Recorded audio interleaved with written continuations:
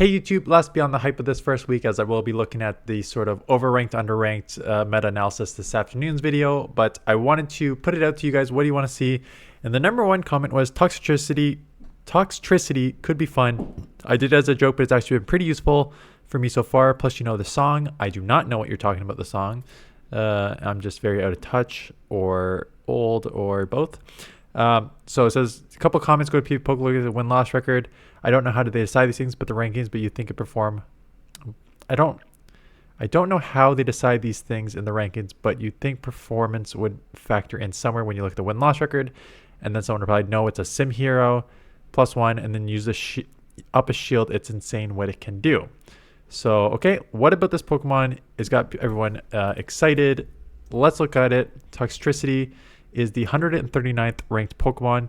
When people were saying, look at the scenarios, it has a 31 and 13 record.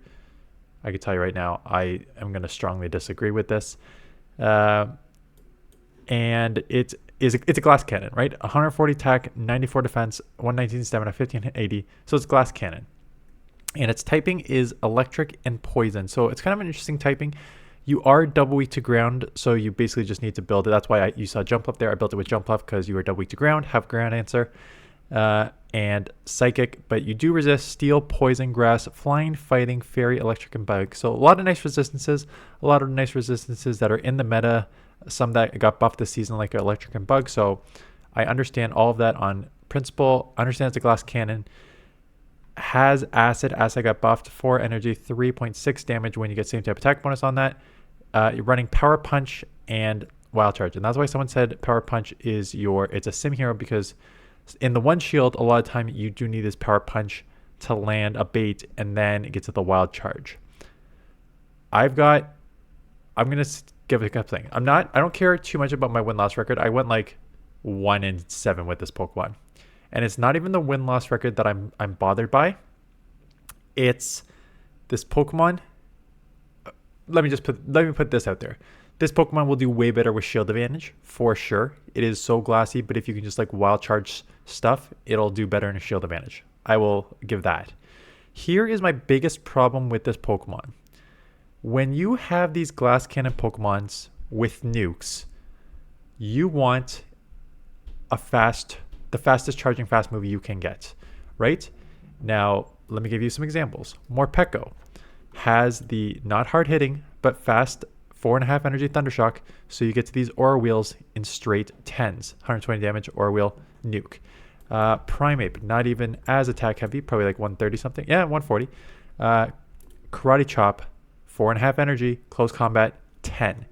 So you may be thinking, are you really going to argue 10 versus 12 is a difference? Yes. Yes, it is. It is a huge difference that your quickest move is Wild Charge at 12 and 12. That makes a substantial difference with this Pokemon. Now I know you offset it with a bit more on the acid here, more damage compared to these other like faster Karate Chops and Thundershocks, which are just fast charging. Though that additional acid damage does not outweigh the hurt you have by not getting to your nuke quicker. So for me, when I kind of agree with the sim hero, a lot of times you do need in the even energy one shield scenario, you will need power punch bait and then a wild charge, because you cannot get to the 12 and 12 wild charge because you're too glassy. You're going to be taken out, right? So if you get outpaced in any scenario with all these 10 moves, right? Even some of these 10 moves, you're going to get outpaced in the one shield. But if you get outpaced in these 10 moves, like Hydro Cannon on Feraligatr, these close combats, all these moves that get to 10, you're going to get outpaced and lose these matchups. The fact that acid and wild charge are also weak are resisted by ground, so be it. Like I don't fault it for that. Like just have two Pokemon that can beat ground. So I don't care about team building around that. My biggest problem is you're not getting to the moves at the speed you need to be a glass cannon. Now, I think where some people will look is and say, but although it only takes one extra acid to get to the wild charge, the fact that you're getting that so much damage on the acid means that it's probably only acid plus a wild charge to take out. or as opposed to some of these other Pokemon like Primeape, you may need like a Rage Fist or before a close combat, because a close combat in itself may not take out some of these Pokemon. And there is a certain amount of argument to that. I'm just finding that the way I would see you playing a Glass Cannon nuke like this is, especially when Wild Charge lowers your defense times 2, you basically need to use this as a closer where you can just go back-to-back Wild Charges, or you need to Wild Charge and bail. And both of those strategies don't work as well in the even energy one shield scenario with Acid. I would much have a Thunder Shock type move on this Pokemon. But if you have a Thunder Shock type move on this Pokemon, Power Punch is essentially just going to be acting as a bait move, which I kind of felt it was here. So I went Toxtricity, Ferret, Jumpluff. Ferret was one of the recommendations as a safe swap. Jumpluff is your Flying Grass to deal with your double ground weakness that you have. And absolutely terrible with it. And again, most of my problems were just the speed of this thing. So here we go in a neutral situation. Out comes Credilli. They have poison, so I'm just kind of staying in this matchup. I probably should eventually... I'll say I just misplayed this one. I should have come Ferret because Wild Charge is resisted. And I guess that's where the second thing... this is the second part where I have problems with this Pokemon.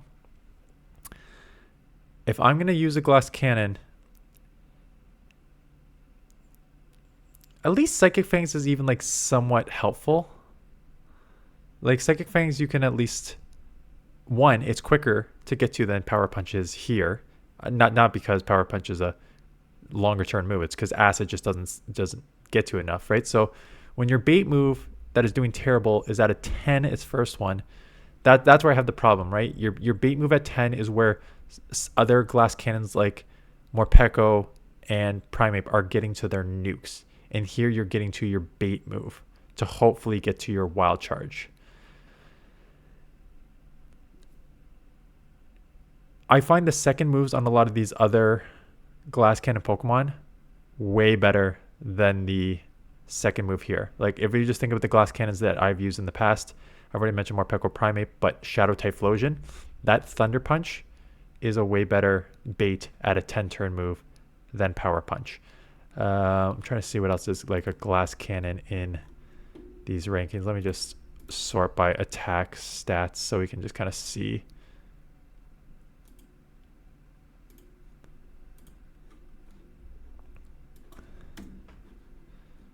Although putting in the attack doesn't truly give the best options here for actually usable Pokemon.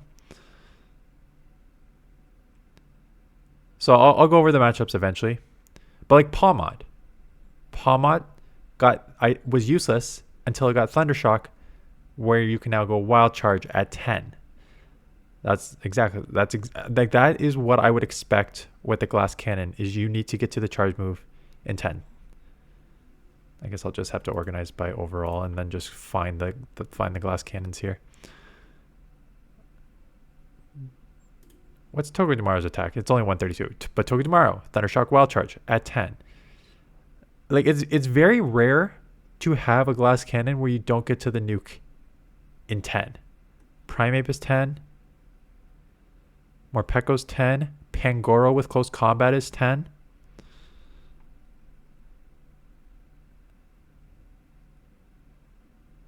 I'm make my way down the PV Poke list here.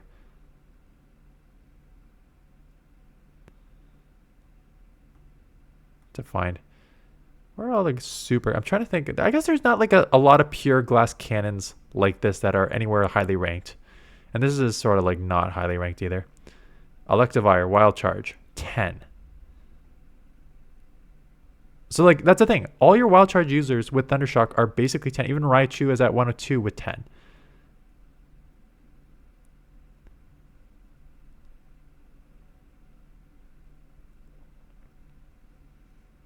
Yeah. Drapion, Aurorus. I wish there was a way on PV Poke that you can organize by like useful like attackers. Greninja, not a nuke. Hydro Cannon is not a nuke, but for 140 attack Pokemon right? So this is where we're looking at the 140 attack Pokemon. Water Shuriken and Hydro Cannon is 9. So I'm just maybe more surprised at the fact that you would have a glass cannon whose nuke is not between 8 to 10. Because to me, that doesn't make a ton of sense. It just seems like it's less useful. Because there's other Pokemon like Shadow Magnezone that gets these wild charges in 12. But that's why these Pokemon are not as useful in the Great League. Surfetch. I guess Surfetch Fury Cutter is 12 to a close combat on the first, and then 11 on the next couple. So I guess it is a bit slower. But then again, this is my point. The question is this Pokemon useful for the Great League, and do you need to build it? Based on, and I know, I see it. I see the 31 and 13 record. I'll ignore the hard losses. You're double weak to ground. So of course you're going to lose to Clodsire and Gastrodon and Marowak and Stunfisk.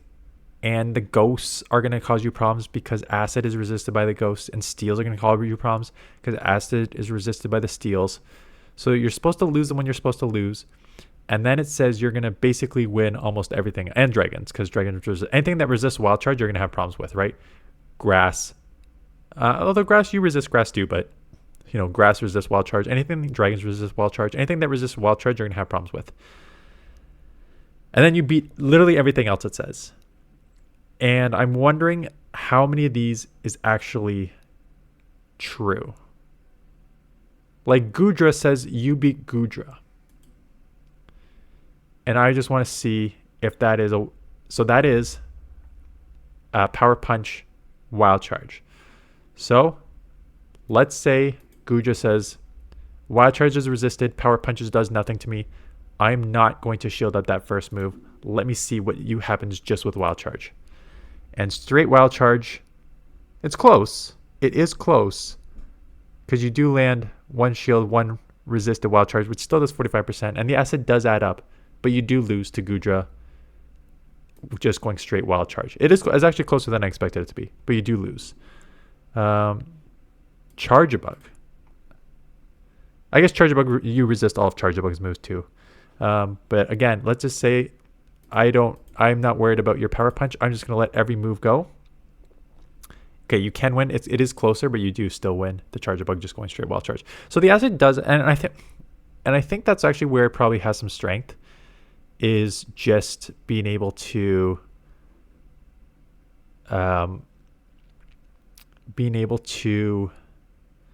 do so much damage with your acid that it is one Wild Charge. But here's another one. Like, take off this bait. Yeah, this is a prime example. And these are the Pokemon. The Pokemon with 10 turns moves where they will outpace you is one that... So I just looked up the Sableye one. And the Sableye says Toxtricity beats Sableye 659, which is like a decent win. And you look at the Sims and it goes, you bait a Power Punch at which is a 5, and then you land a Wild Charge to win. So I'm sure in the zeros, no, let's just look at that. Let's look at the zeros where you get a just foul play off. Does a foul play take this thing out? Leaves it with 6 HP. So in the zeros, you will live with 6 HP. But in the 1 HP, in the zero shields, Toxtricity lives with 6 HP. In the 1 shield, if you do not bait Power Punch properly, let's say you just go straight Wild Charge, Sableye will outpace you and be left with 69 out of 124 health, right? Which is over 50%. So there's one right off the bat there that requires a bait. Galarian Wheezing, yes, obviously it is a Power Punch bait. Let me see if this is... Oh, you're going to straight Wild Charge. Yeah, that's it. There's some of these that you need to... And this is why you kind of need to look at every single one. Because there's some where just like you will still outpace anyways. But they're saying to bait Power Punch. But I'm wondering if you have to bait... No. See? Here's one that you do need to. And again, it's 10. It's very easy to know. So basically any Pokemon with a move... with a charge move that hits decently, that is not even super decent, just okay because Toxtricity is so glassy. Any Pokemon that outpaces the 12 turn wild charges requires a bait. And so I just ran Ferret. Ferret has a Toxtricity has a 701 record against Ferret, which means not only are you going to win, you're going to win big.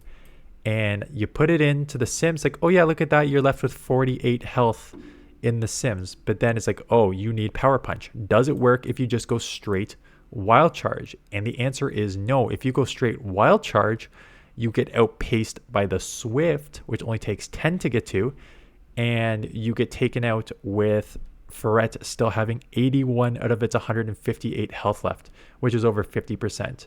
So I bet you can go through that multiple times. Jumpluff, let's see if it is a bait here too. Let me just see if you just go straight Wild Charge, because Poison's super effective, so you should still win that. Yeah, I'm not worried about Jumpluff. Jumpluff is weak to Poison, so that makes sense. And then all these Pokemon are weak to Electric, so those probably make sense too. Yeah, so any Pokemon that's weak to Electric or Poison, you're probably still beating even if you don't bait.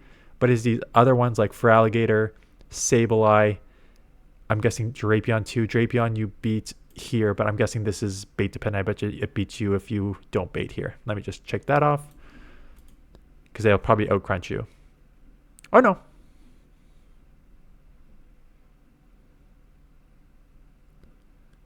Why are we not going crunch here?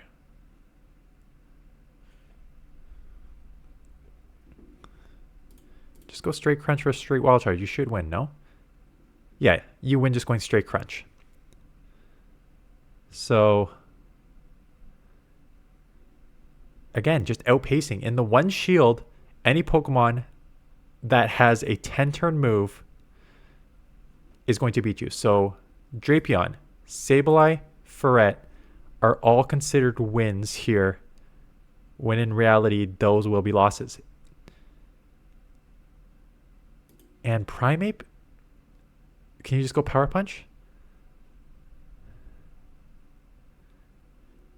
No.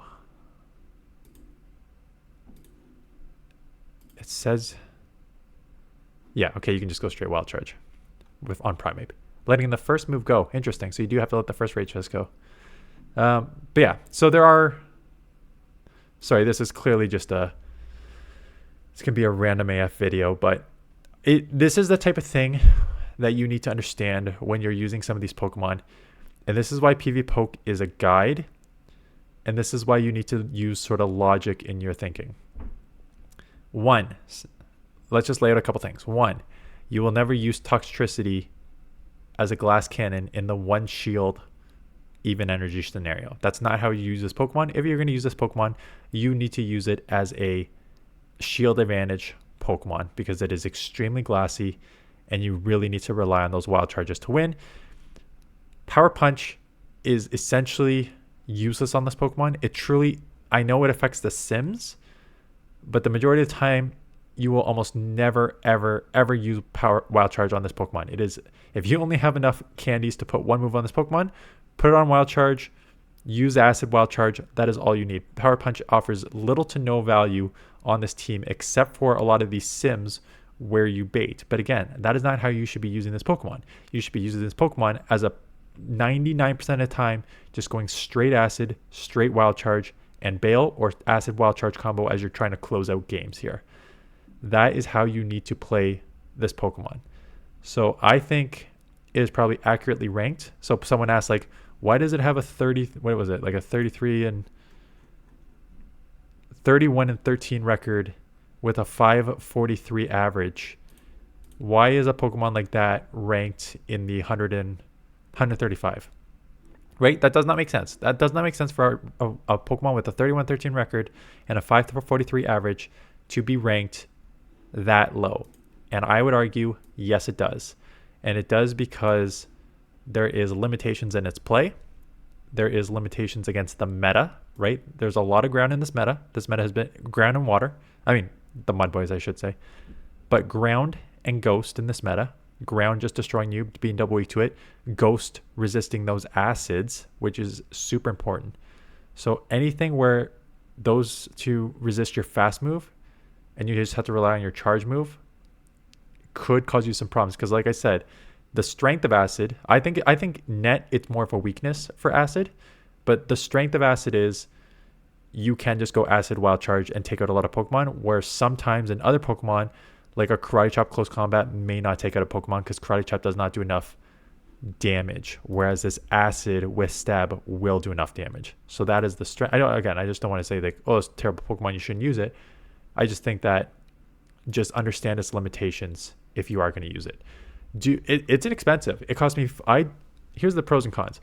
I've had to buy item bag space like 5 times in the past month because I keep pushing up on the limit. And the main reason is because I have like 700 rare candies that I've already have like 700 rare candies in every legendary that I have not powered up yet. So I'm like sitting on so many rare candies. So I just dumped like 500 into this thing. So I have more bag space now. Do you need to dump 500 rare candies into this? No. I think this Pokemon is going to be niche at best. It is an electric poison Pokemon. I think that the reason you use this is because you want to have some fun. There's other more relevant electric Pokemon. Dedenne, I'd rather use Dedenne and Morpeko, as Dedenne actually just with the Parabolic Charge is going to be deadly, just buffing your defense.